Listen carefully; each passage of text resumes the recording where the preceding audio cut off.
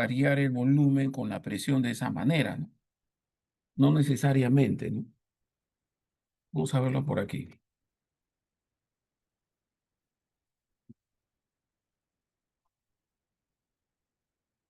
Eh, ¿Se ve la pantalla, jóvenes? Sí se ve, profe. Sí se ve, ya, gracias. Un segundito, vamos a poner el lápiz. Listo, ya está. Muy bien, un segundito. Ya.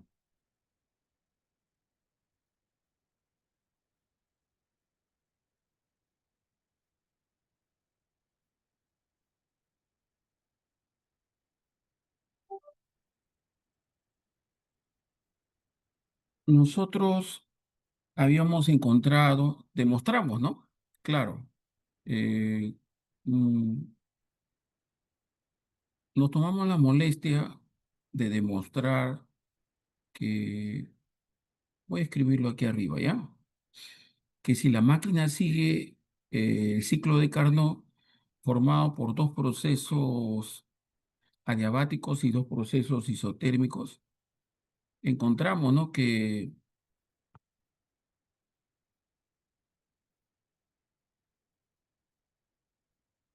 Encontramos que la presión por el volumen a la gama, ¿no? Para dos estados cualesquiera, sí, eso es una constante, ¿no? Independientemente del estado termodinámico, ¿no? Encontramos esto para un proceso adiabático. Y también mostramos que, que para este proceso también, ¿no? Aparte de que P por B a la gama, donde si se tratase de un gas, digamos, monoatómico, el gamma, el coeficiente adiabático es Cp entre Cb, ¿no? En general para los dos, ¿no? Si se trata de un gas de tipo monoatómico, ¿no? Que es lo primero que mostramos, Cb es 3 medios de R, ¿no? Y el Cp es 5 medios, ¿sí? Y entonces de aquí podemos obtener el coeficiente adiabático. Sería 5 tercios, ¿no? Perdón, 5 tercios. Listo, ahí está, 5 tercios. Ya está. Pero no tiene por qué ser un gas de tipo monoatómico o un gas de tipo diatómico. Para el caso del gas diatómico, ¿no? Eh, Nosotros lo pusimos nada más el Cb 5 medios de R. Esto no lo demostramos, jóvenes. Sí hemos mostrado los anteriores, ¿no? Y el Cp 7 medios de R. El gamma entonces sería 7 quintos, ¿no? Eso nos da 1,4. Listo. En general, en estos procesos, ¿no? Para dos estados termodinámicos cualesquiera, el P por B a la N es una constante, donde a N le llamamos un coeficiente politrópico. Aunque nosotros no mostramos para los gases diatómicos, simplemente, digamos, lo colocamos nada más, ¿no? Porque teníamos que hacer eh, los grados de libertad. Y no lo hemos hecho porque uno que no corresponde, como no estaba en nuestro programa, ¿no? Solamente decía ahí eh, comprobar, no demostrar, ¿no? Pero, pero sí es posible hacerlo, ¿no? Luego, entonces, en general, pues el N le llamamos un coeficiente politrópico. El N es el gamma, ¿no? Puede ser 5 tercios, 5 cuartos, ¿no? O cualquier otro valor, ¿no? Eh, Cuando el N vale cero en general, ¿no? Eh, es un proceso a presión constante, ¿no? Si hacemos una semejanza de lo que hemos visto anteriormente, ¿no? En esta expresión general, aquí, si el n es igual a cero, entonces la presión es constante, ¿no? Corresponde a un proceso isobárico. Si el n es uno, corresponde a un proceso isotérmico, ¿no? Se acordarán ustedes, ¿no? Encontramos el trabajo. Y si el n es gamma, corresponde a un proceso isentrópico. Así también se le llama, joven, no hemos utilizado esta palabrita, isentrópico o adiabático, ¿no? Isentrópico o adiabático. Adiabático, no hay transferencia de calor, ¿no? El Q es igual a cero. Por lo tanto, no cambia lo que se llama la entropía, que es lo que vamos a ver ahora, ¿no? Puesto que no hay intercambio del calor, entonces la entropía tendría que ser cero. Y por último, bueno, el N puede tomar valores muy grandes, ¿no? Eso quiere decir, por ejemplo, que corresponde a un proceso isocórico, ¿no? A volumen constante, ¿no? Entonces se expande, ¿no? Aumentando pues la presión, ¿no? Si el volumen es constante, va creciendo, ¿no? Un proceso PV. En general, entonces, a todos estos procesos le llamamos pues procesos politrópicos. Y no se olviden de esta palabrita que no le hemos usado, ¿no? Procesos isentrópicos o adiabáticos. Nosotros hemos usado la palabra adiabática. Listo.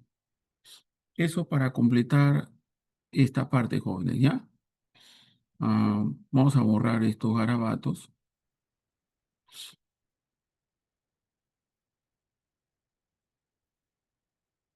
Listo, ya está. Eh, Veamos ahora lo siguiente. Un ratito. Mm, ya, un segundito. Dice que el internet está un poquito bajo. Ya, seguimos.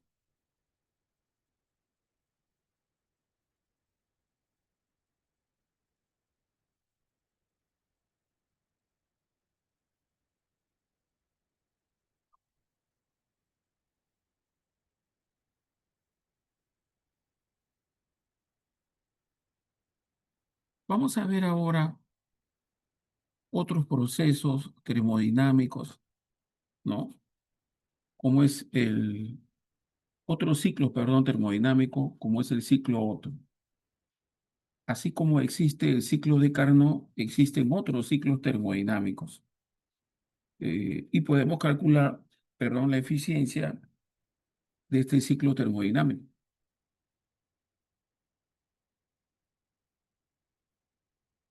Ahí muestro en el lado derecho en qué consiste el ciclo Otto.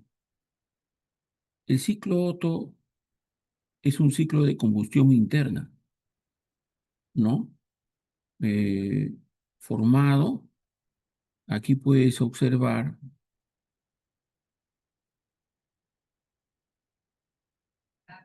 cuando hablamos de combustión interna se refiere, por ejemplo, a un motor gasolinero, por ejemplo, ¿no? Claro, un motor gasolinero. Eh, este ciclo está formado, pues, por dos procesos isocóricos, un momento, dos procesos isocóricos, que son estos, el proceso BC y el proceso AD. Y, y dos procesos adiabáticos. Los procesos adiabáticos es el proceso CD, ahí está, y la compresión adiabática, que es el proceso AD. Igual, ¿no? Aprendimos nosotros a determinar ya los trabajos en... Sí, te escucho.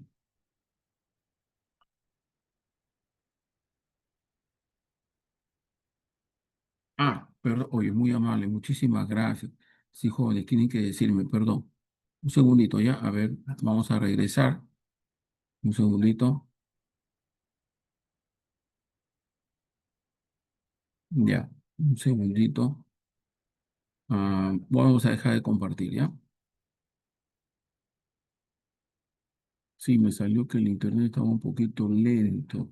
Aquí quiero. A ver, ya. Ahora sí, jóvenes, se puede observar la pantalla. Ya, muy amable, gracias. Sí, jóvenes, tienen que decirme, por favor, ¿ah? Ya, yo le decía, así como nosotros habíamos determinado en el ciclo de Carnot, ¿no? La eficiencia del ciclo de Carnot, claro, no podemos hacer por cada ciclo, pero sí tenemos las herramientas, jóvenes.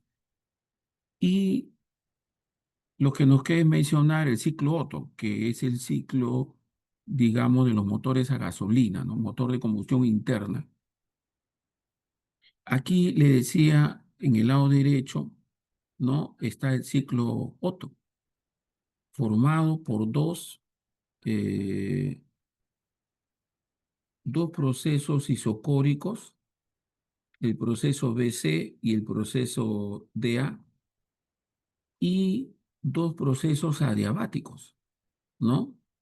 Uno, el de expansión adiabática, que es el proceso CD, y el proceso AB. Igual, jóvenes, podemos determinar el trabajo, ¿no? El trabajo total realizado y la eficiencia de este ciclo. Este es el ciclo Otto.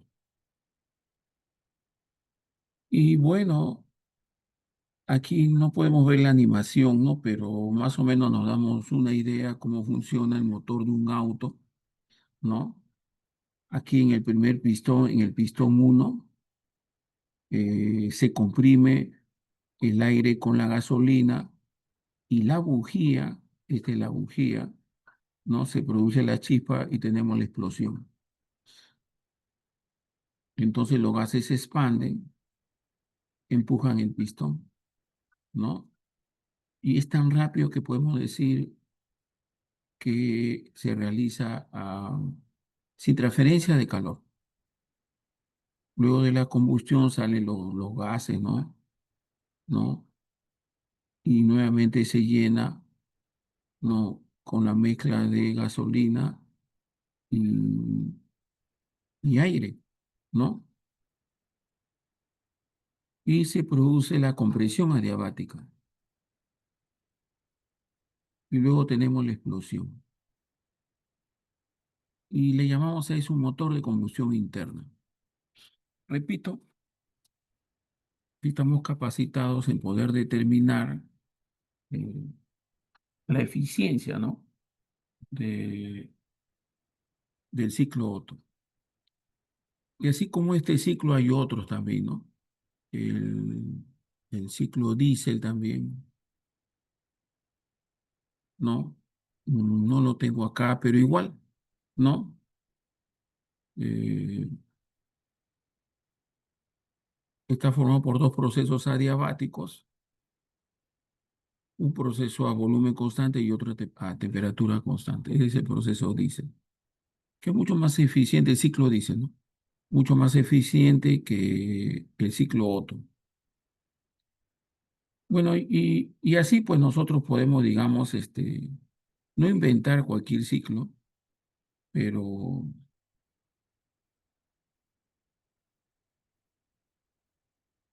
pero sí podemos calcular las eficiencias de estos ciclos termodinámicos, ¿no? No, no es, digamos, complicado, ¿ya?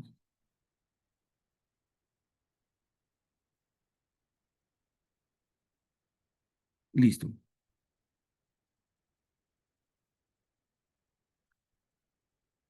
Bueno, y por aquí tenemos mm, lo que se hizo en el ciclo Otto, ¿no? Para determinar la eficiencia. Mm, Como que ya lo hemos desarrollado, ¿no? en un ciclo de Carnot, ¿no? Entonces, bueno, ujú, yo les dejo aquí, ¿no? Para no repetir, porque algunos lo hemos hecho, acá está impreso. Bueno, lo hemos hecho para el ciclo de Carnot, pero acá están los cálculos, ¿no? Para hallar las eficiencias, ¿no? Hay que determinar, como habíamos hecho, el calor entregado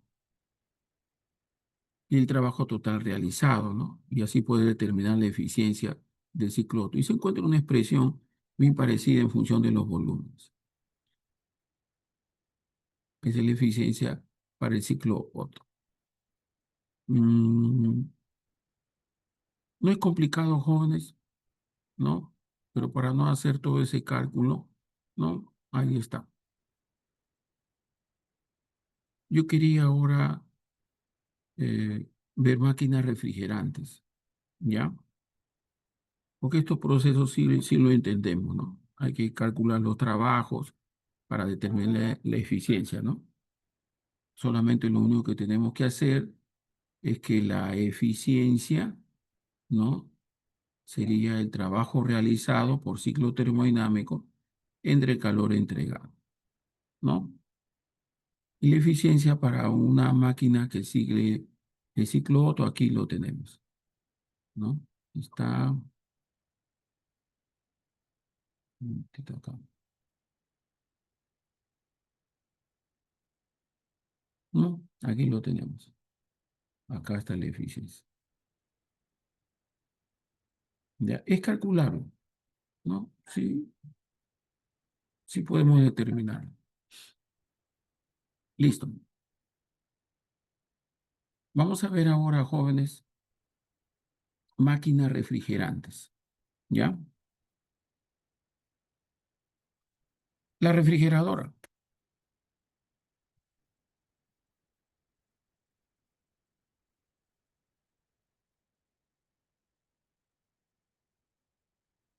ya.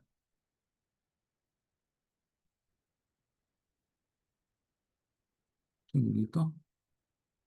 Perdón, jóvenes, vamos a compartir de nuevo. Listo. Sí, dime.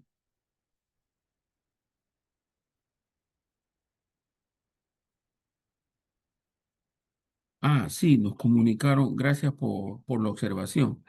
Sí, nos comunicaron que sí, va a ser normal. Las puertas parecen que de la universidad se abren a las 2 de la tarde para todos, se supone, ¿no? Entonces, nosotros tenemos prueba a las 3, ¿sí? Supongo que no debe haber ninguna dificultad, jóvenes, ¿ya? Solamente hay que estar atentos nada más, ¿ya? Pero según lo que me han dicho, que a las 2 se abre la puerta de la universidad. ¿Ya, jóvenes? Sospecho que no tendremos ningún problema para ingresar. Si en caso hay, ya pues lo resolveremos allí mismo, ¿ya? Pero sí nos comunicaron que después de las 2 las actividades continuarían pues normalmente, ¿ya? Ya, lo que sí el sábado sí no podemos llevar la clase presencial, jóvenes, ¿ya? Porque ahí sí no, nos cierran la puerta desde, creo que desde el mediodía, creo, ¿ya? Por si acaso, ¿no? El, el día sábado, entonces no tenemos nosotros clases virtual, clases presencial, por favor, ¿ya? Sino tenemos virtual ya el sábado, ya jóvenes, porque ahí sí van a cerrar la puerta, ¿no? No vas a tener acceso, ¿ya? ¿Por qué? Porque se reúne, nosotros tuvimos una reunión, ¿no? Por eso no hemos tenido clases, jóvenes, ayer por eh, porque el examen de admisión empieza el día lunes, ¿no? Lunes 16. Entonces tuvimos una reunión, todos los profes, ¿no? Para lo que vamos a participar en la admisión. Y el día sábado, tarde, noche, ¿no? Ya no van a permitir el ingreso. Ya, eso es lo que me han mencionado. Estarán haciendo pues lo preparativo, el domingo menos, pues, ¿no? Y ya por el examen, pues, ¿no? Hasta el día lunes, jóvenes, ¿ya? Gracias por la pregunta, ¿sí? Entonces, de todas maneras, perdón, el día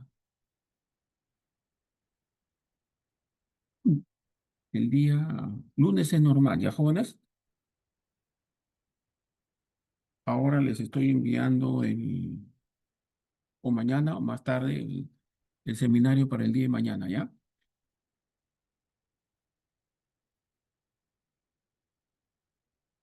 ¿Alguna otra inquietud?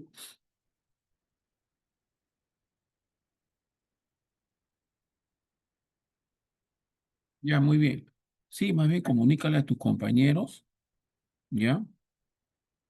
Eh, que las pruebas se realizan normal, ¿ya? Ya, excelente. Mm, ya, listo.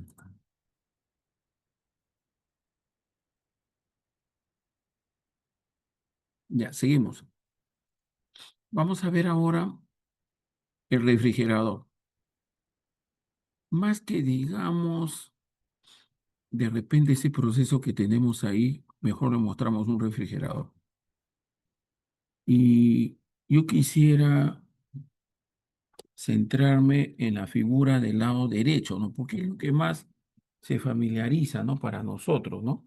Claro, porque en casa muchos tenemos una refrigeradora, ¿no? Y la hemos visto y sospechamos en algo cómo funciona, ¿no? Entonces, veamos entonces, ahora nos toca ver la aplicación de nuestra termodinámica a los refrigeradores. Eh,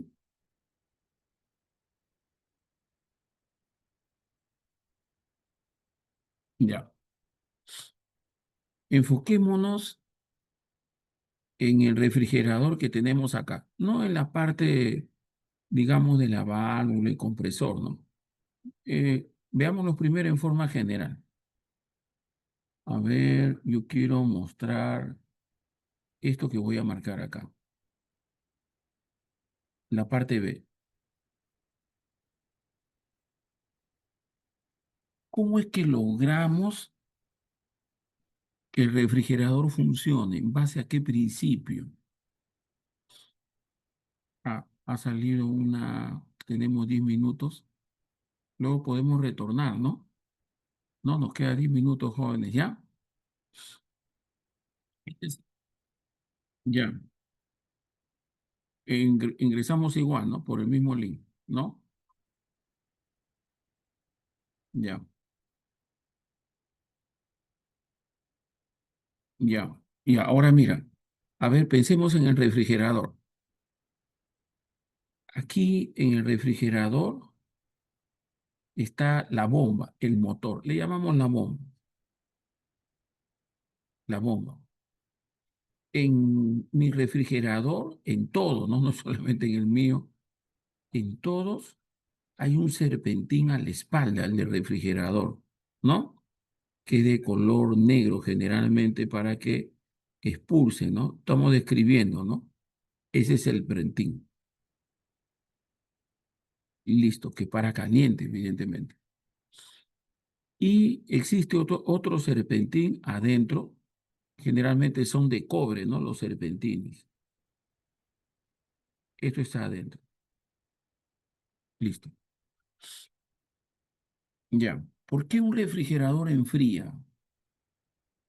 Porque tú dejas el vaso de agua sobre la mesa y no se va a congelar, pues, ¿no? Porque el calor, nuestro principio de la termodinámica, pues no puede ser violado, ¿no?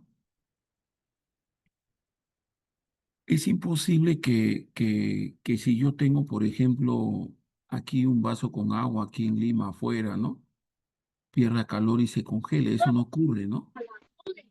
Las 12 creo que es en mi casa. Lo que ocurre es lo contrario, ¿no? Ya. A ver, un niño ha dejado su micrófono abierto, por favor. Ya. Entonces, eso es imposible, digamos, ¿no? Ya. Pero, ¿cómo, cómo se produce el enfriamiento? Nuestras leyes de la termodinámica, jóvenes. Podemos decir que un refrigerador funciona como lo inverso de una máquina térmica. A ver, veamos, ¿ya? Este compresor, lo que aparece ahí con el nombre de compresor, ¿qué cosa hace el compresor? Bueno, no vamos a entrar en detalles técnicos, ¿no? No es el objetivo, por si acaso. Pero esta es una bomba. El compresor comprime el aire en todo el serpentín rojo, lo comprime. Y esta válvula que está aquí no deja pasar el aire comprimido. Esta es la válvula de expansión. ¿Estamos de acuerdo? Entonces, esta bomba va comprimiendo el aire en el serpentín rojo, que nuestra refrigeradora está pintado de negro, ¿no? Y al ir comprimiéndolo, se va elevando la temperatura del aire, del gas que está en el serpentín rojo. Cuando alcanza cierta presión, porque esta bomba lo está comprimiendo, ¿cuál bomba? Esta bomba que está acá lo comprime. ¿Qué ocurre? A partir de cierta presión, la válvula se abre y el gas se expande dentro de la refrigeradora del serpentín azul que está en la nevera, ¿no? Y baja la temperatura bruscamente. Cuando el aire se expande, la temperatura disminuye. Entonces la temperatura disminuye en el serpentín azul. Y el aire entonces, el aire frío, luego viene por acá y es absorbido nuevamente por la bomba, volviendo a comprimir y el proceso se repite. Entonces, así funciona, a grosso modo, una refrigeradora. Yo creo que sí, más o menos sospechamos cómo funcionaba una refrigeradora, ¿no? No es del todo nuevo, ¿no? Son las leyes de la termodinámica, de los gases, ¿no? Que debemos de tener, pues, presentes, ¿no? Entonces, no es del todo nuevo, pero a grosso modo así funciona. En la parte central tenemos lo mismo, pero de manera práctica, ¿no? ¿No? Yo creo que en la refrigeradora nos damos cuenta porque hemos visto los alambrecitos. Ya. Digo los alambrecitos que están afuera, ¿no? Y lo que está adentro también, ¿no? Alambre de cobre, ¿no? Pintado de negro afuera para que disipe el calor en la compresión. Y el alambre de cobre adentro que forma parte, pues, de la nevera. Aquí es donde se colocan el vaso, los objetos, ¿no? Que queremos que se enfríe. Pero si vemos el diagrama, ¿qué cosa hace la refrigeradora? Supuestamente, puedo decir que un cuerpo que está aquí caliente, digamos, sobre la nevera, ¿no? Entonces, va a absorber calor el gas, ¿no? Yo coloco aquí algo caliente, el gas que está frío, ¿no? Absorbe ese calor y va hacia el gas, ¿no? Entonces, podemos decir que el gas se calienta. Un ratito la batería, joven.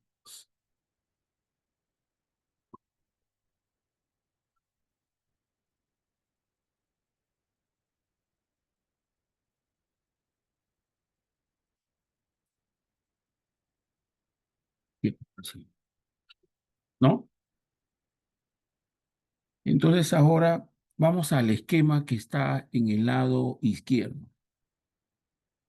Vamos a borrar los dibujos y vamos ahora a referirnos. Pero acuérdese de la refrigeradora, ¿no? Ya. la bomba, el compresor, hace trabajo. ¿Cuál compresor? Este compresor, pues, ¿no? Ese trabajo que hace el compresor es este, porque él hace trabajo, ¿no? Para comprimir el gas. Entonces, el calor del interior del refrigerador a la temperatura T sub C, o sea, cold, ¿no? Es la temperatura de adentro, ¿no? La temperatura fría, ¿no? Y se lleva hacia afuera T sub hot, ¿no? La temperatura de foco caliente, ¿no? Y este es cold de foco frío. La temperatura de foco caliente es la temperatura que está afuera, en el serpentín, ¿no? La temperatura del medio ambiente. Y la temperatura que está adentro es T sub C, ¿no? T sub cold, ¿no? Listo. Entonces el calor eh, va hacia el gas, ¿no? Y luego el gas, en su enfriamiento que es aquí en el serpentín, lo expulsa pues al exterior, ¿no? Listo. Lo expulsa al exterior. Este es el diagrama que ahora tenemos. Y definimos el coeficiente de rendimiento como el calor del foco frío, ¿no? Si quieres, Q sub C o calor de foco frío entre el trabajo realizado. Ese es el coeficiente de rendimiento, ¿no? Entonces, un refrigerador, ¿qué hace? Toma el calor de un lugar frío, que es el interior de la nevera, ¿no? Y lo cede a un lugar más caliente. Generalmente, ¿cuál es? El aire acá, ¿no? Donde está el refrigerador. ¿Estamos de acuerdo? Listo. Eso es lo que hace un refrigerador. Claro, eso es cuando queremos enfriar algo, ¿no? Cuando yo quiero enfriar algo, eso es lo que hacemos, ¿no? Le quito calor a ese algo, ¿no? Claro.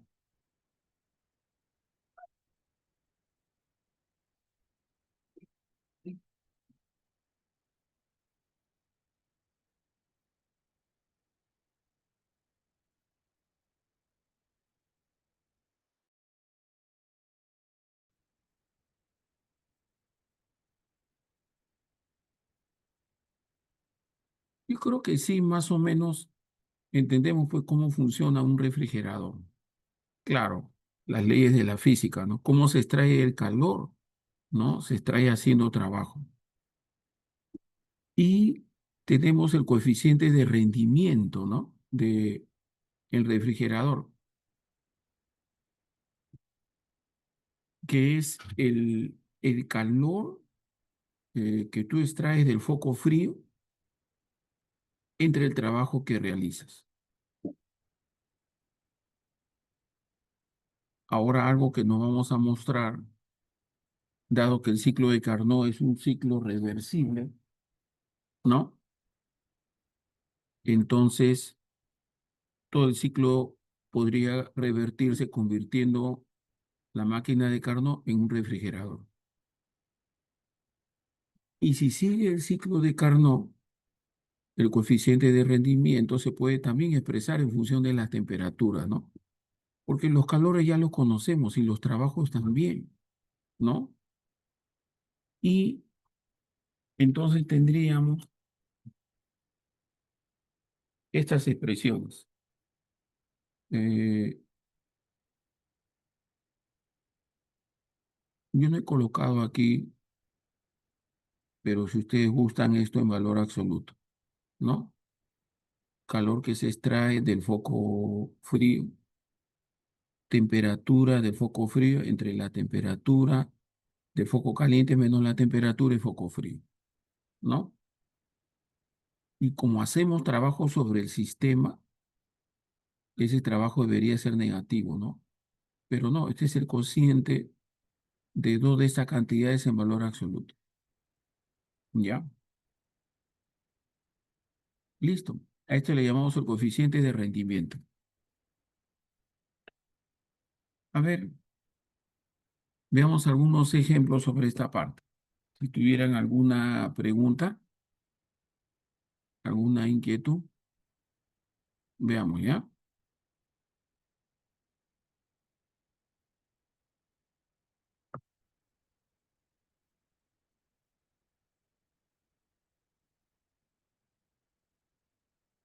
A ver, este ejemplito.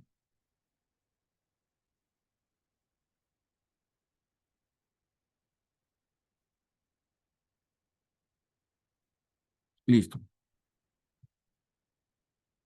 Un congelador de alimentos debe generar o producir, o en otras palabras, debe de extraer 15 kilojoules como efecto de enfriamiento y su coeficiente de rendimiento es 1,3, ¿no? Eso es el COP. Y este es el calor que debe de extraer. Determina la cantidad de energía que se expulsa al foco caliente. Eso es lo que está preguntando. ¿Ya? Listo. A ver, jóvenes,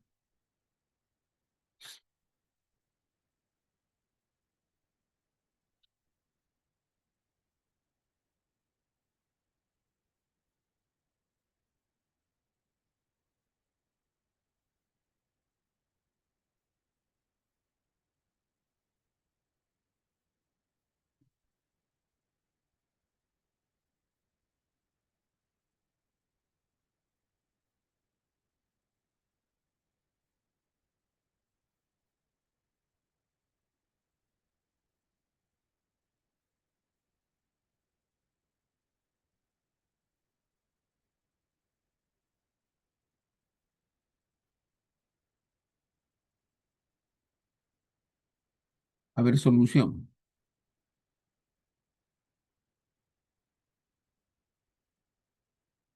Eh, un congelador de alimentos eh, debe producir, o sea, debe de extraer, ¿no? De adentro, o sea, a lo que se refiere ahí es a lo siguiente, ¿no? ¿Cómo enfría una refrigeradora? A ver, esta es la refrigeradora, ¿no? Listo.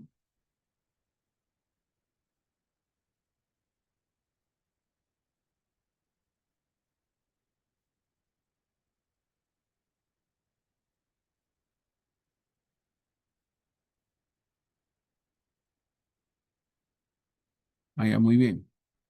Gracias, Renato. Y algunos ya la han sacado. Esta es la refrigeradora. Y en la refrigeradora aquí pues colocamos aquí agua caliente, por ejemplo, en un pedazo de carne que está caliente. Hay que quitarle el calor porque queremos enfriarlo, ¿no? Y ese calor hay que sacarlo, ¿no? Al llevarlo al medio ambiente, ese es el calor llevado al foco caliente, ¿no? Pero ¿cómo le quito calor? Ese es el calor Q sub F, calor que yo le quito del foco frío, ¿no? Yo le quito calor y debo de expulsarlo, ¿sí? Entonces, sabemos por dato, ¿no? Que, que el coeficiente de rendimiento de este congelador es de 1,3. Listo. Y que el efecto de enfriamiento corresponde a la cantidad de energía que se debe de extraer del interior. Claro, ¿qué cantidad de energía yo saco del interior? Eso es entonces la cantidad de calor que yo voy a extraer del foco frío. Esa cantidad de calor es 15 kilojoules. Listo. Pero el coeficiente de rendimiento, el K o el CO, ¿no? Como le llaman algunos, el CO, ¿no? O el coeficiente de rendimiento, algunos le llaman el K, es el cociente, la razón, ¿no? Del calor que hemos extraído del foco frío entre el trabajo realizado,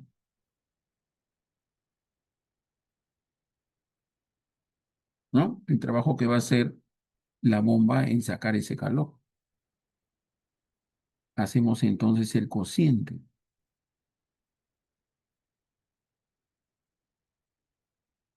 Entonces yo tendría entonces que el trabajo determine la cantidad de energía que se expulsa. Ah, algo ahora, ¿se acuerdan de la ecuación, ¿no? De la conservación de la energía, ¿no? Ya.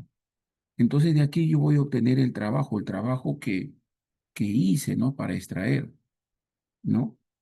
Entonces, el trabajo que yo realicé es el calor que yo quité, ¿no? Despejo de aquí, entre el coeficiente de rendimiento, K o el CO. Y aquí obtengo el trabajo. El trabajo entonces sería de 15 kilojoules entre 1,3. Y ya tengo el trabajo. 15 entre 1,3 me da 11,5, ¿no? 11,5 kilojoules. Listo, ese es el trabajo que yo realicé. Pero ustedes se acuerdan en mi diagrama, cómo era mi diagrama, ¿se acuerdan? Eh, Vamos a recordarlo, ¿no? Yo tenía aquí la temperatura de foco caliente, ¿no? Eh, Hacemos trabajo y acá tengo la temperatura de foco frío. Extrae calor, ¿no? Y el calor que se va al exterior, al foco caliente, sería entonces la suma, ¿no? La suma del calor que he extraído de foco frío más el trabajo. Además,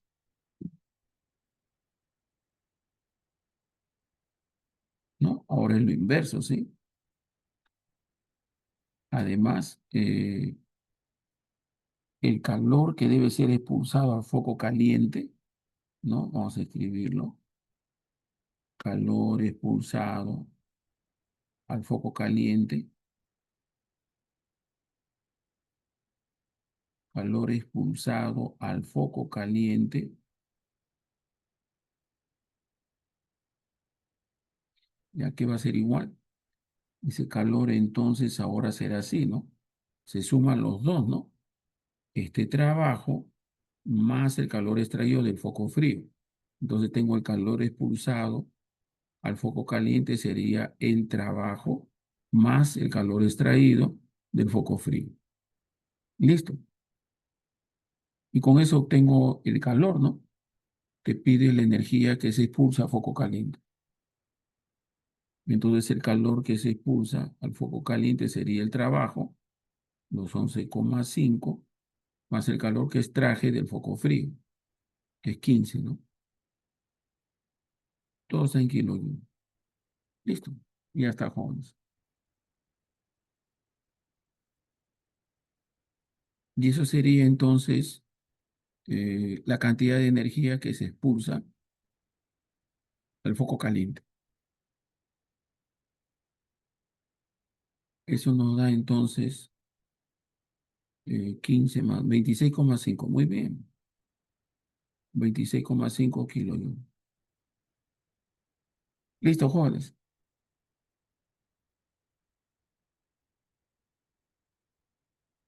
¿Alguna pregunta?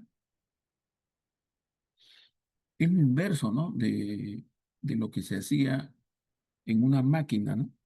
En una máquina, en cualquier máquina térmica, ¿no? Eh, no te olvides que ahora el calor que va a ser expulsado, ¿no? Al foco caliente, ¿no? O al medio ambiente es el trabajo más el calor que has extraído del foco frío. Listo, 26,5. ¿Alguna pregunta, jóvenes?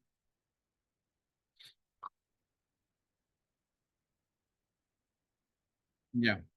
Seguimos. Vamos a pasar entonces al otro tema. Vamos a borrar, jóvenes, estos dibujos, por favor.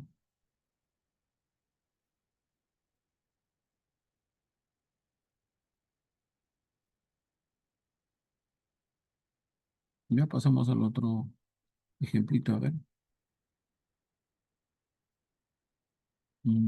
Con eso ya podemos hacer,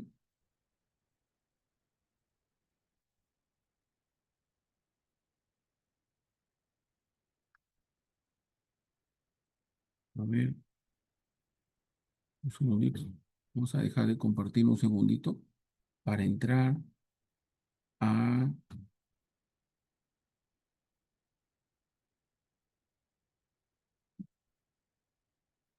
Vamos a ver ahora eh, entropía. Ya, jóvenes,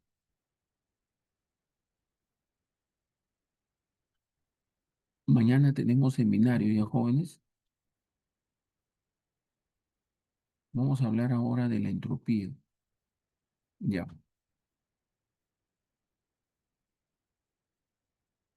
Aunque ya hemos hablado antes de los procesos reversibles, no irreversibles.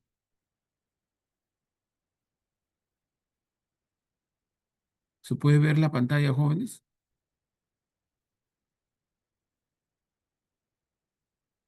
Ya, muy bien.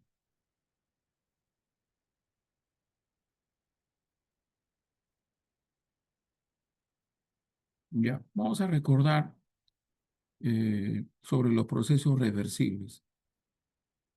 Mm,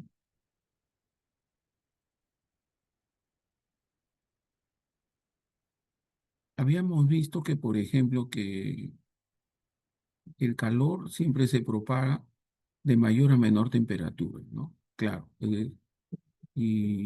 pero es imposible lo contrario, ¿no? Que el calor se propague de menor a mayor temperatura. Pero ahora estamos viendo lo contrario, ¿no? En el caso de la refrigeradora, ¿no? El calor sale de adentro de la nevera hacia afuera.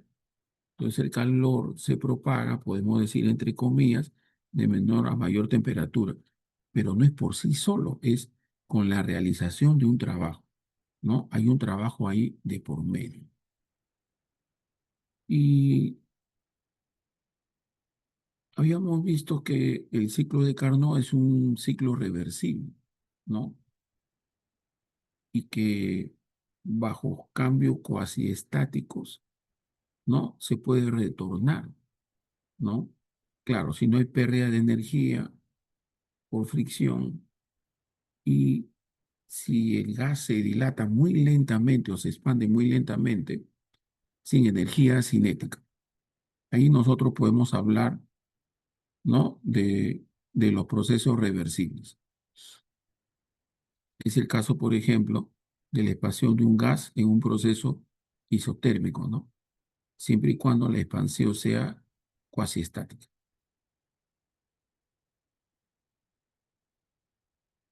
Y por supuesto, dentro de los procesos irreversibles, ¿no? Eh, este ejemplo clásico, pues, ¿no? Cuando nosotros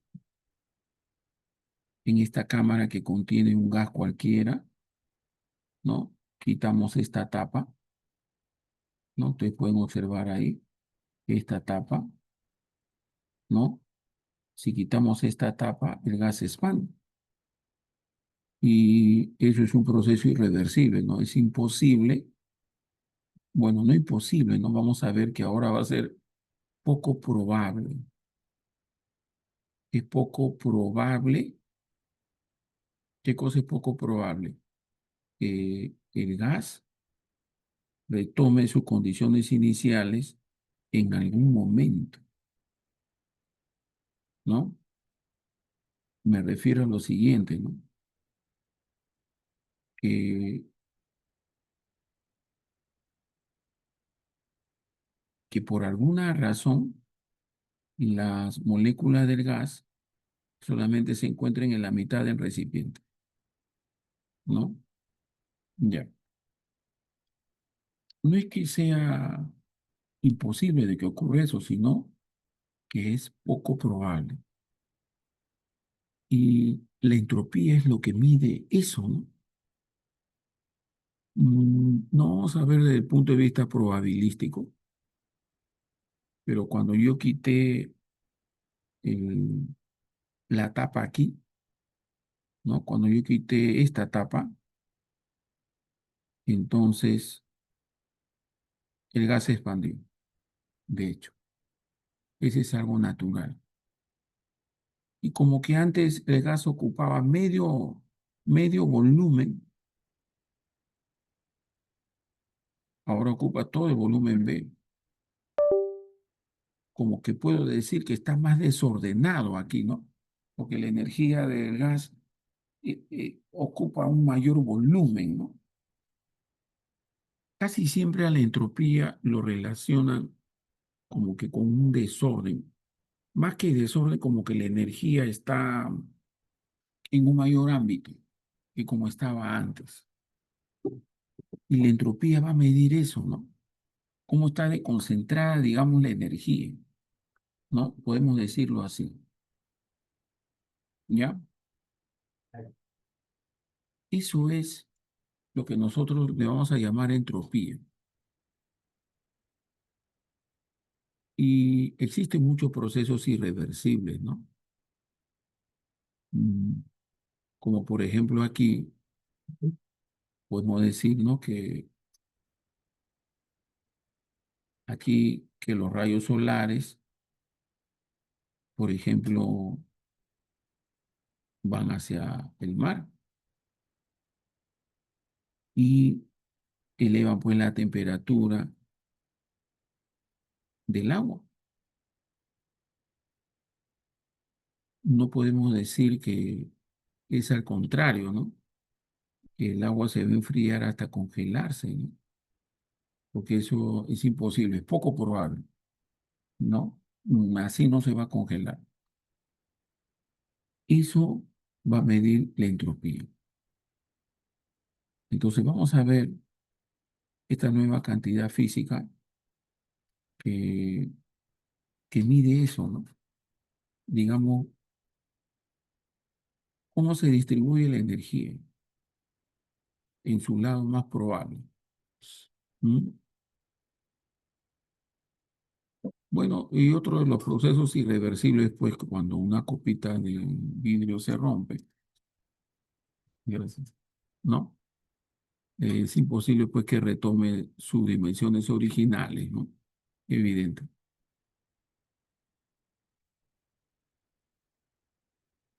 Y en una expansión isotérmica, por ejemplo, ¿no? Vimos que si se expande muy lentamente, podríamos encontrar el trabajo en una expansión isotérmica, por ejemplo. Y que en esa expansión isotérmica, el gas, la sustancia de trabajo, siempre se encontraba en equilibrio. Bajo esas condiciones, bajo cambios infinitos, ¿no?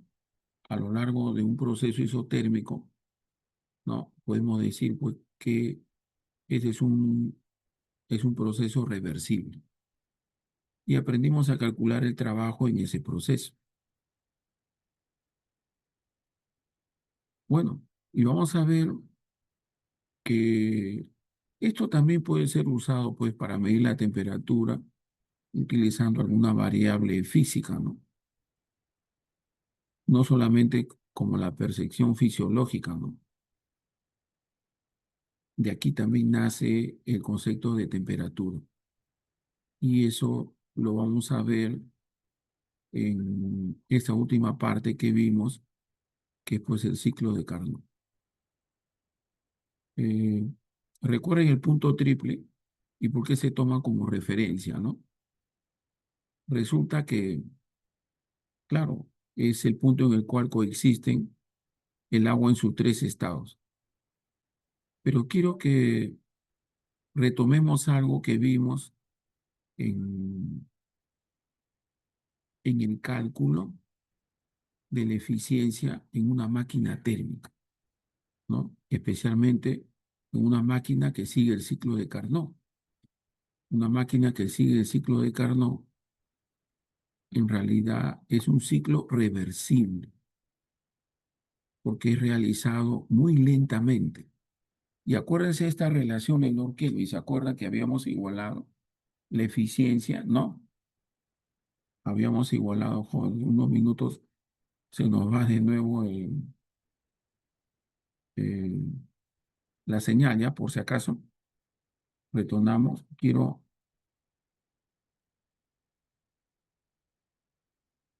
ya recordar esto, ¿no? Habíamos encontrado que la eficiencia para cualquier máquina es uno menos Q2 entre Q1. Pero si sigue el ciclo de Carnot, esa eficiencia es uno menos T2 entre T1. Igualamos y encontramos esto.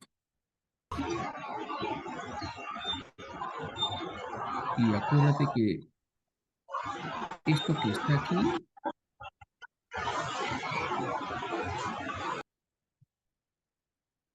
ya, acuérdense jóvenes, que esto que aparece aquí nosotros podemos representarlo así, mira, de una forma más sencilla.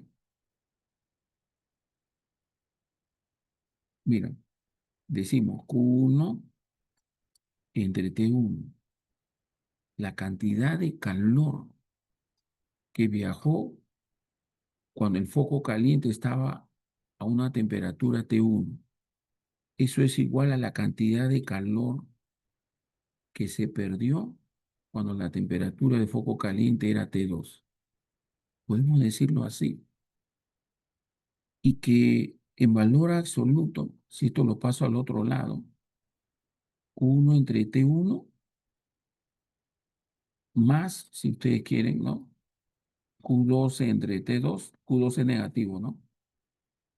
Esto es igual a cero. A esta relación entre el calor movilizado y la temperatura a la cual se encuentra el sistema termodinámico, nosotros le vamos a llamar entropía, que no es una coincidencia, jóvenes. No solamente va a aparecer aquí, sino en muchos fenómenos físicos.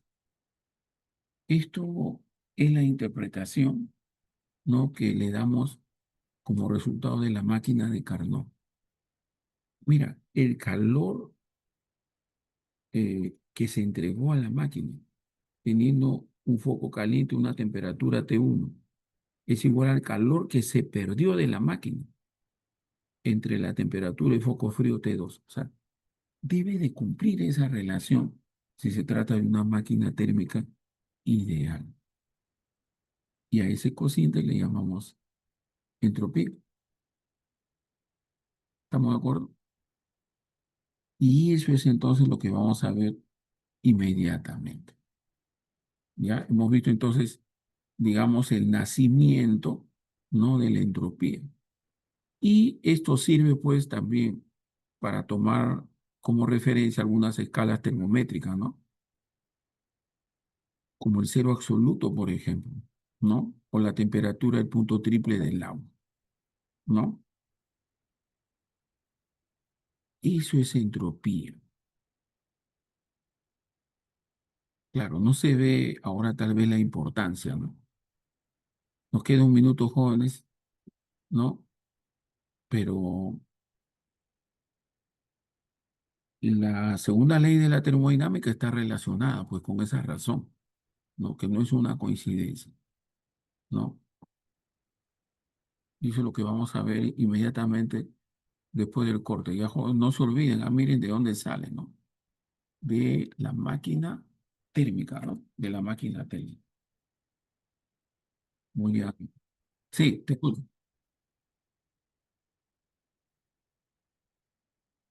Perfecto. Ay, ay, ay, ay, ay, ay, ay, ay. Muy bien. Muy bien, gracias, ¿ah? A ver, con esta nueva cantidad física se puede demostrar muchas cosas, jóvenes. A la larga costó mucho tiempo, todavía entender, ¿no? Hasta dónde puede llegar la entropía en el universo. Pero esto que se acostumbra a llamarle desorden, ¿no? No ocurre solamente en las máquinas térmicas que nosotros hemos visto, ¿no? Muy humildemente la máquina de carbón, sino en cualquier sistema termodinámico. Entonces, a esa razón, entre el calor eh, movilizado, el calor extraído o entregado, entre la temperatura, a eso le llamamos entropía. Vamos a ver, entonces,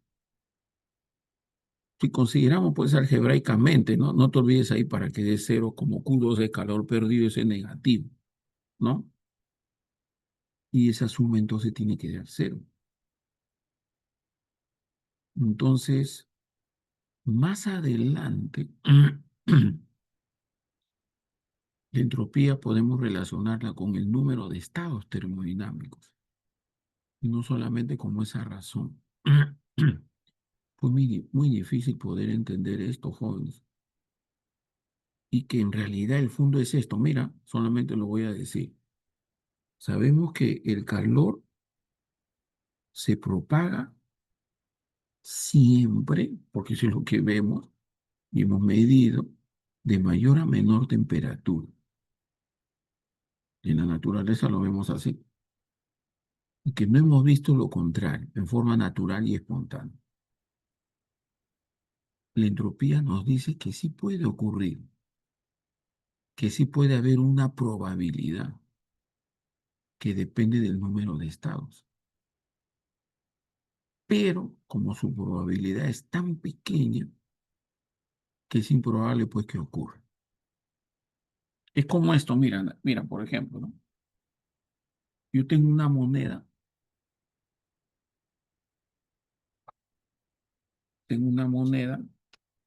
ustedes han estudiado probabilidades, lanzo, ¿qué probabilidad hay de que salga cara?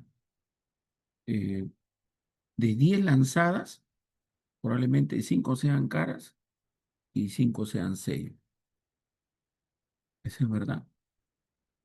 Ya.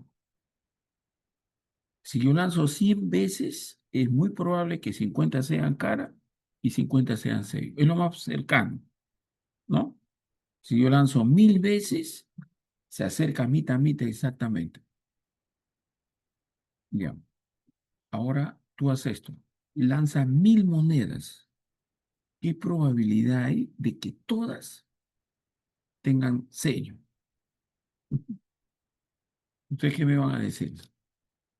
Profe, es bien difícil que todas las monedas al lanzar no den sello.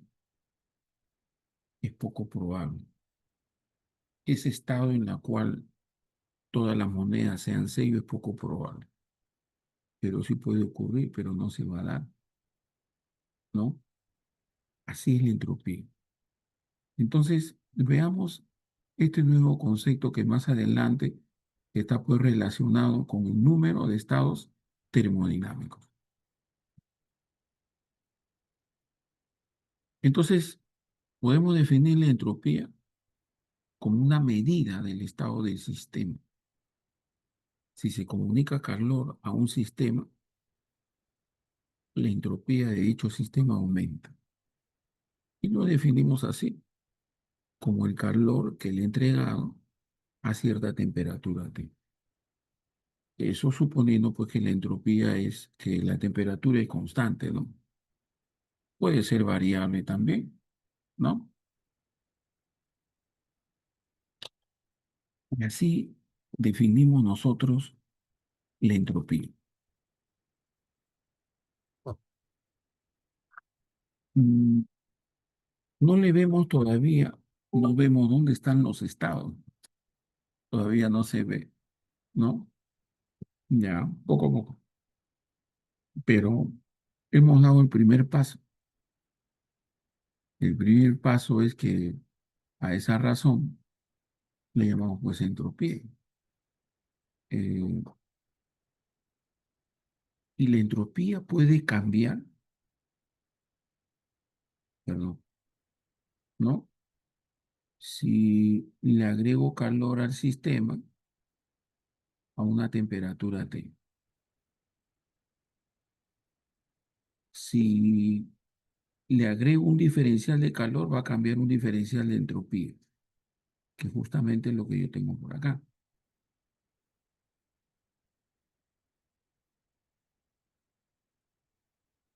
Y para calcular la entropía en algún proceso termodinámico, tendríamos que integrar, ¿no?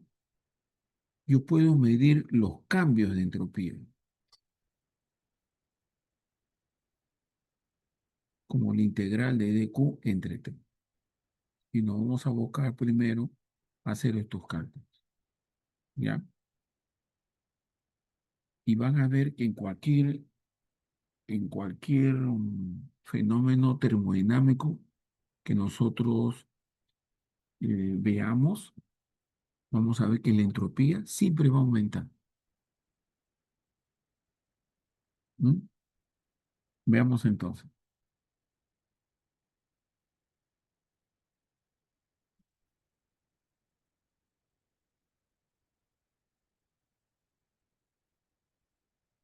Listo.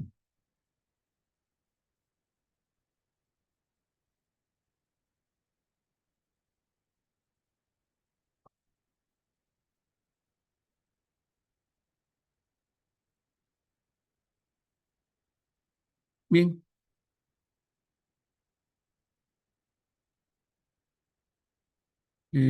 evidentemente conforme se aumenta la temperatura, empieza a aumentar el movimiento térmico de las moléculas, ¿no? Si lo queremos ver desde el punto de vista microscópico. ¿Ya? Listo. A ver, veamos este ejemplo.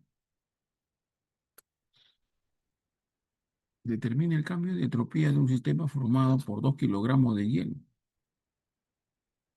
que se fusionan transformándose íntegramente en agua a la misma temperatura. Digamos que es el ejemplo C. A ver,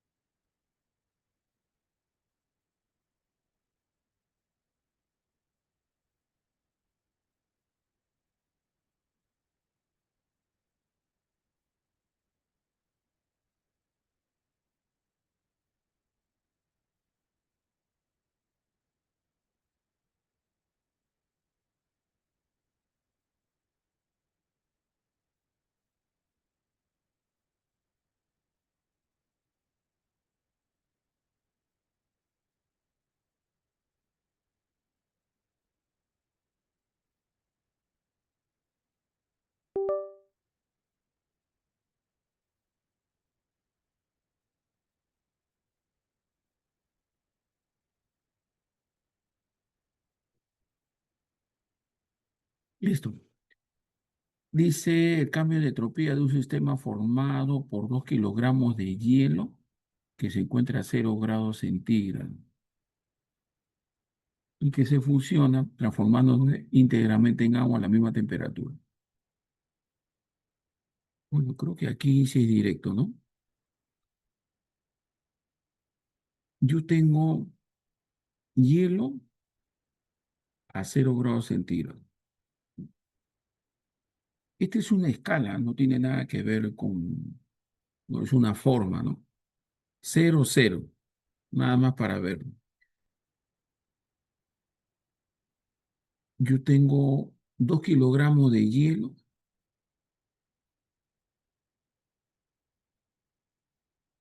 a 0 grados centígrados. O sea, tengo 2000 gramos, ¿no? Ya, 2000 gramos. 2000 gramos de hielo a 0 grados centígrados. Dice, se fusiona transformándose íntegramente en agua a la misma temperatura. Debo fusionarlo, o sea, yo debo de darle calor. Y el calor que le voy a entregar, entonces es el calor de fusión, pero no va a cambiar la temperatura.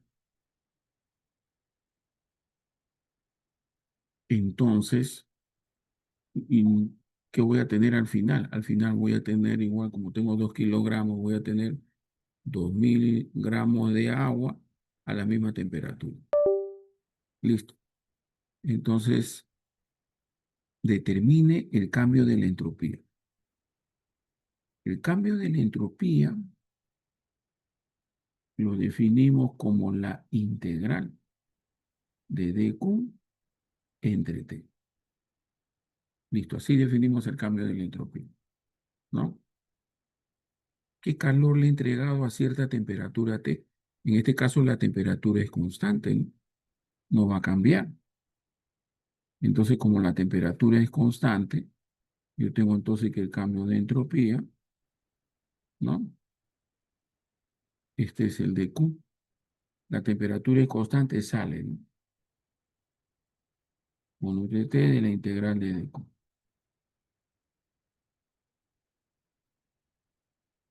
Y la temperatura no va a cambiar, porque es el calor de transformación de fusión, ¿no? El calor de fusión, cambio de entropía sería 1 entre T del calor de fusión, ¿no? Integro y me da solamente el calor de fusión. Sigo por acá. Pero recuerda que el calor de transformación es la masa por el calor latente de transformación. Reemplazo, ¿no? Y entonces tenemos que la variación de la entropía sería el calor de fusión, sería la masa por el calor latente de fusión entre la temperatura. Listo. A ver, jóvenes, reemplazamos. No me dan ningún dato, lo consideramos conocido, ¿no? La masa del hielo ponemos en gramos, ¿sí? 2 kilogramos de hielo es 2000 gramos, ¿no? 2000 gramos de hielo por el calor latente de fusión del hielo. ¿Te acuerdas cuánto es? Calor latente de fusión del hielo es en calorías, 80 calorías por gramo. Entre la temperatura, algo que se me pasó. La temperatura debe estar en Kelvin, ¿no? La temperatura 273 Kelvin sería, ¿no? 0 grados centígrados, entre 273 Kelvin. Listo, jóvenes. Y yo tengo el cambio de entropía. A ver cuánto me da eso.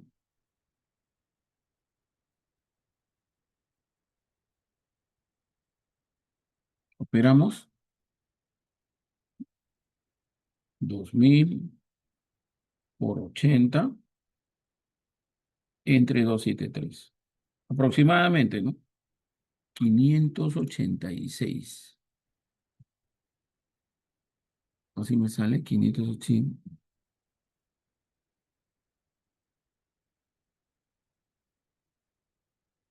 2000 por 80 entre 273. 586 calorías por Kelvin.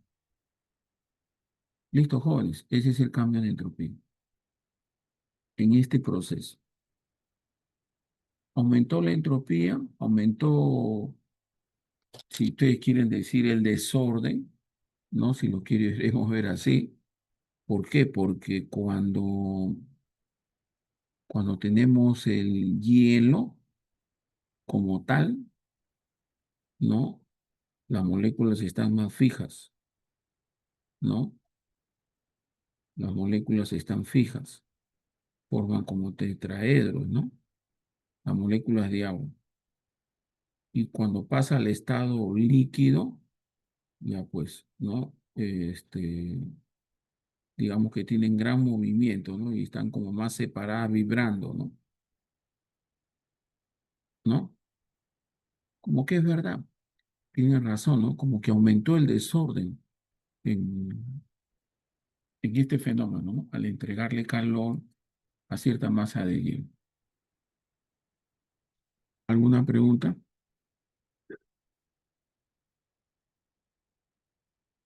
Dime. Uy, la asistencia. Ya, ya. Copien eso a ver, jóvenes, para poner el otro ejemplo mientras paso la asistencia. ¿verdad, jóvenes? La asistencia. Ya. Pasamos al otro ejemplo, ¿sí?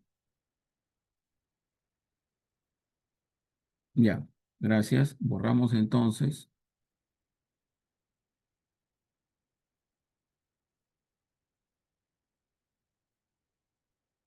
Listo. Ya. Ya un segundito. A ver aquí.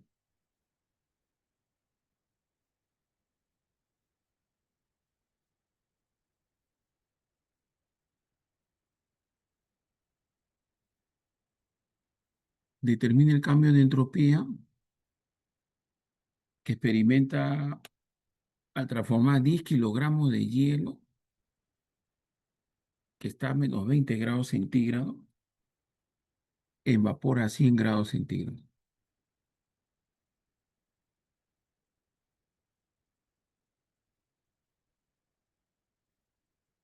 Acá está menos 20, ¿no? Listo. Hay que pasarlo a vapor a 100. De hecho, la entropía tiene que aumentar, ¿no? Como que aumenta el desorden, ¿no? El movimiento caótico de las moléculas, ¿no? A ver cuánto sale el cambio de entropía que experimenta, digamos, el sistema. ¿Cuál sistema? Los 10 kilogramos de hielo, ¿no? Que vendría a ser la sustancia. A ver, jóvenes.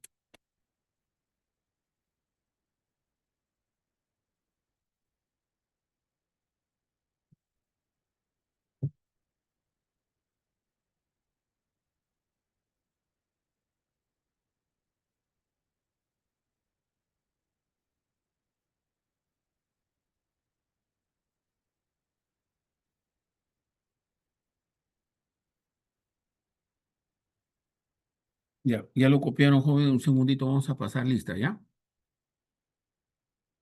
Ya, me dice cuánto sale mientras paso lista, ¿ya? Dejamos de compartir un ratito, tómenle foto.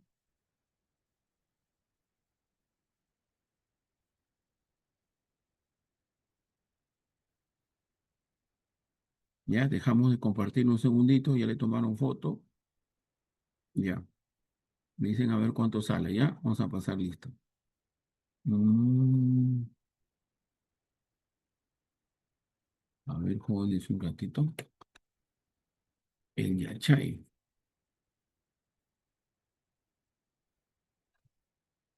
Ya. Mm,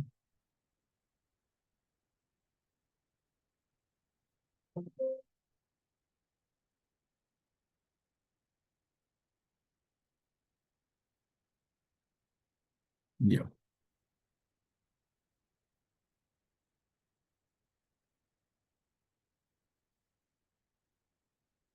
Ah,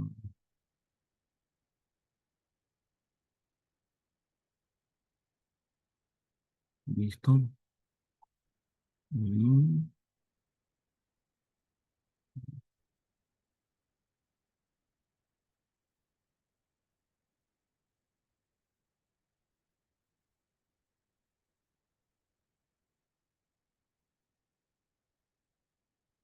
bien, listo. Listo. Mm, asistencia.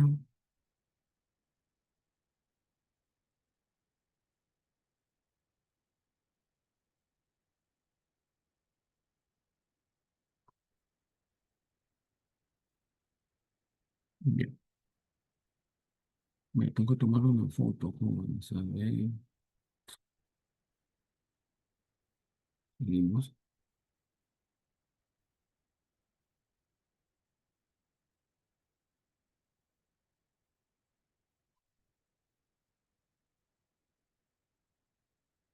Listo.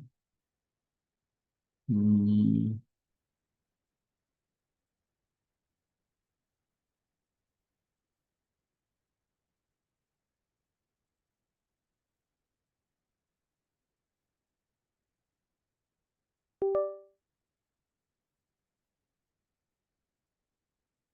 Ya,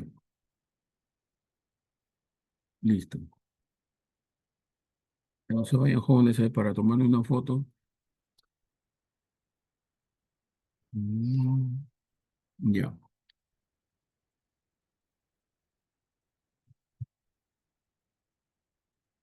listo. Pantalla completa, ya está. Favorizo, guardar. Vamos,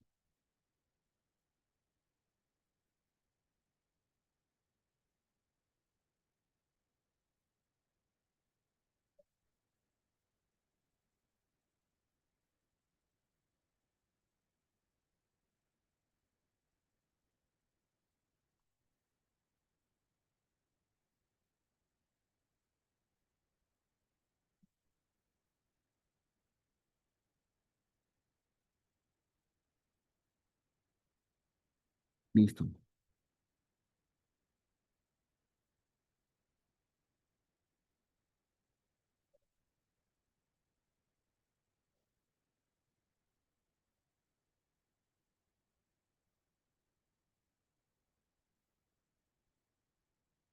Regresamos. Ya.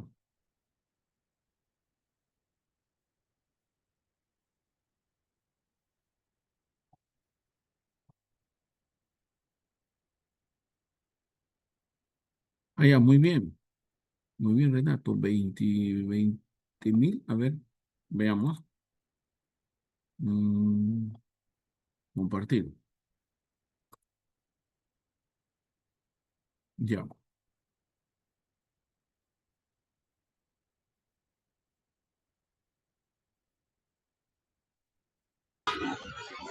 Listo. ¿Se ve la pantalla, jóvenes?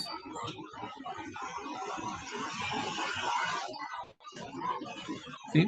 Ya, muy bien. A ver, determinemos el cambio de entropía, ¿no? Que se experimenta al transformar.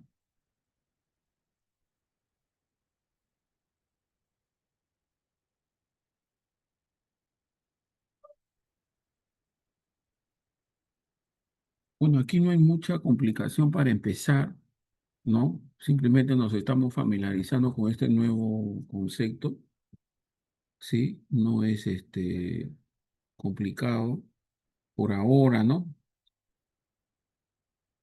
Veamos a ver solución.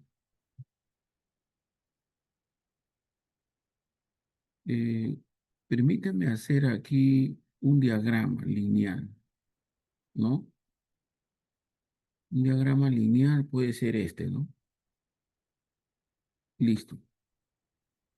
Allí yo tengo hielo a -20.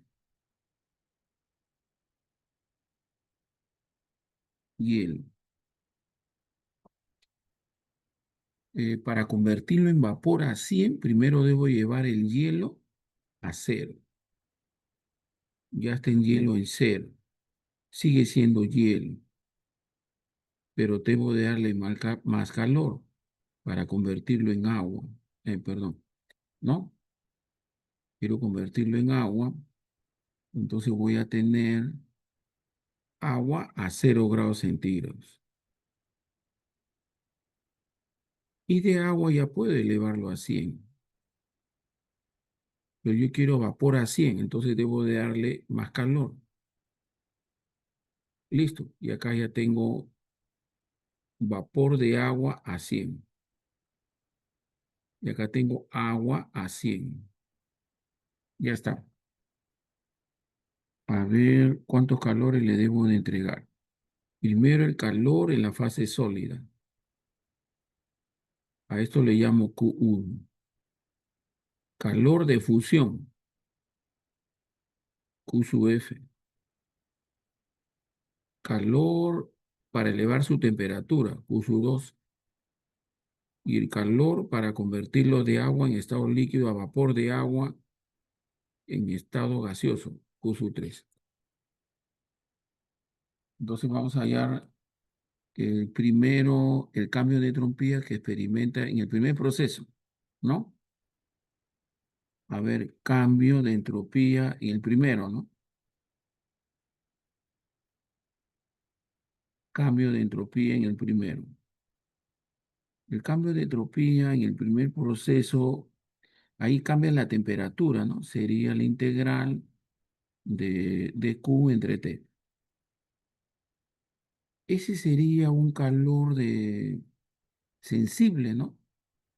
El calor sensible, acuérdate que es la masa por el calor específico y por el cambio de temperatura. Entonces, en el primer proceso,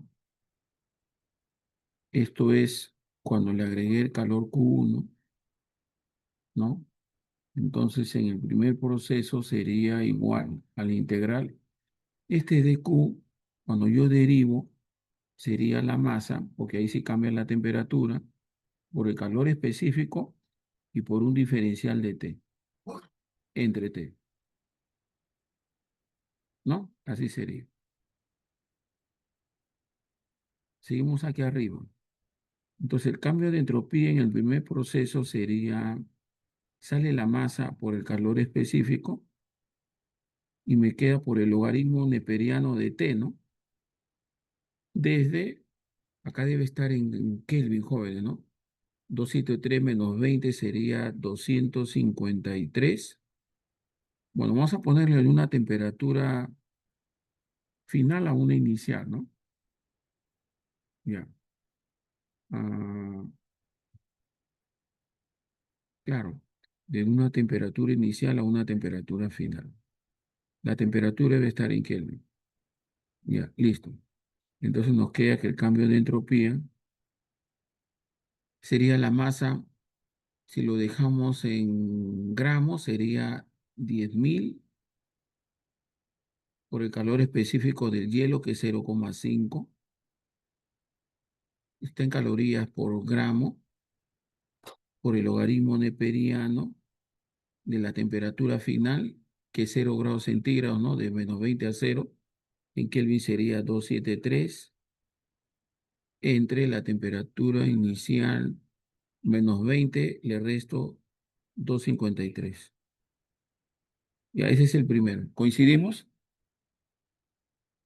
Ese es en el primer proceso, ¿no?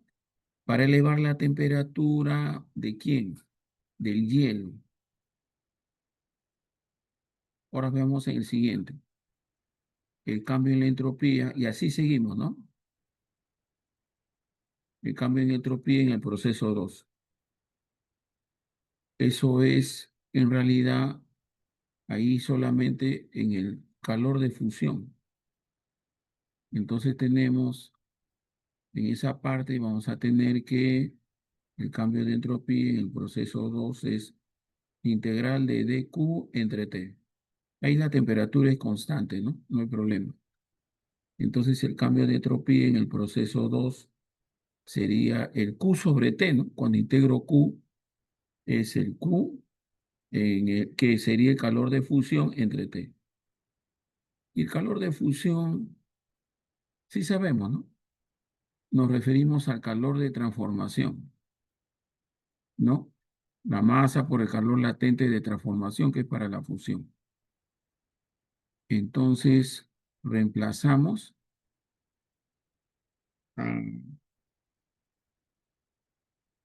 De aquí sería entonces, en el segundo proceso, calor de fusión sería la masa por el calor latente de fusión entre la temperatura T. Reemplazamos, jóvenes. Masa son 10.000 gramos. Calor latente de fusión del hielo, 80 80 calorías por gramo. Va a salir en calorías, ¿no? Luego, si quiere, ustedes lo pasan a Joule. Entre la temperatura, que es 0 grados centígrados, 273. Listo, jóvenes. Esto me sale calorías por Kelvin, ¿no? Así me va a salir. Igual acá, ¿no? Calorías por Kelvin. Listo. Seguimos. Ahora el calor Q2. Entonces el cambio de entropía en el proceso 2, perdón, 3, ¿no? es lo que sería el calor Q2 y así sucesivamente, ¿no? Listo, jóvenes. Y eso me va a salir el cambio de entropía en el proceso 3 sería la integral. Ahí sí hay cambio de temperatura, ¿no? De Q entre T. Entonces, el cambio de entropía en el proceso 3 integro, ¿no? La masa por el calor específico, por el logaritmo, ¿no? El logaritmo neperiano de T. Desde 0 a 20, así, o sea, desde 273 a 373. Listo, jóvenes, ¿no? Y así yo tendría el delta S3. Y por último, jóvenes, tendría que sumar, ¿no? El último sería el cambio de entropía en delta S4, que eso se refiere al calor U3, ¿no? El cambio de entropía de C4 sería, ahí no cambia la temperatura, sería solamente la masa por el calor latente de vaporización entre la temperatura. Listo, jóvenes. Y me pide el cambio de entropía total, entonces yo tendría que sumar, ¿no? En todo el proceso sería el delta de C1, ¿no? Más delta de C2, más delta de C3, más delta de C4. Listo, jóvenes. Ya está. Calor latente de vaporización del agua sería 540, ¿no? Calorías por gramo, ¿no? Calor latente de vaporización del agua, 540 calorías por gramo. Listo, jóvenes. Ya como que no hemos terminado rapidito, jóvenes, antes que de nuevo nos van a apagar el aparato. ¿Alguna pregunta, jóvenes? ¿Alguna inquietud? Jóvenes, ya, jóvenes, copien por favor, ya. Entonces, mañana seguimos, pues mañana va a ser virtual, ya. Les mando ahora el seminario, jóvenes, y la práctica es normal el día lunes, ya, a las 3, jóvenes, no se olviden, ¿ah? Ya, es presencial. ¿Alguna pregunta? ¿Algo más? ¿Alguna inquietud? Terminen, por favor, de sumar, ¿ya? Ahí su compañero me ha dado una respuesta, ¿no? 20.906 calorías por Kelvin. Muy bien. 20.609 calorías por Kelvin. Ya está. ¿Alguna pregunta, jóvenes? Ya. Listo, jóvenes. Entonces aquí nos quedamos, ¿ya?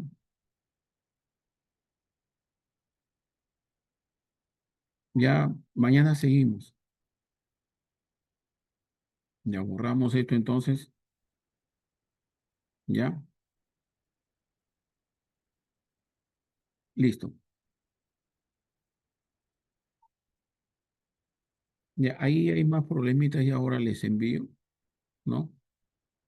Aquí está este problema, a ver, jóvenes, muy parecido. ¿Mm?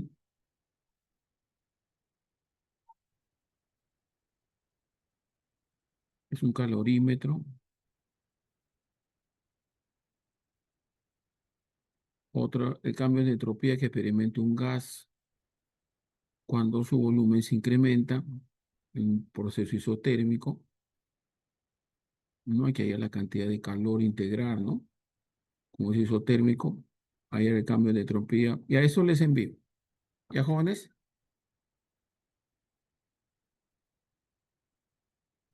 Ya. Bien, jóvenes, muchísimas gracias, jóvenes, por la atención. Disculpen más bien los inconvenientes, ¿no? Desde que por esto los procesos de admisión. ¿Ya, jóvenes? Ya. Listo, jóvenes. Gracias, jóvenes. Ya, yo les envío ahora estos problemitas, revisen y les envío el seminario, ¿no? Los seminarios son otros problemas. ¿Ya? Listo, jóvenes. Gracias. Estudien, cuídense, jóvenes. Ya, a ustedes, jóvenes.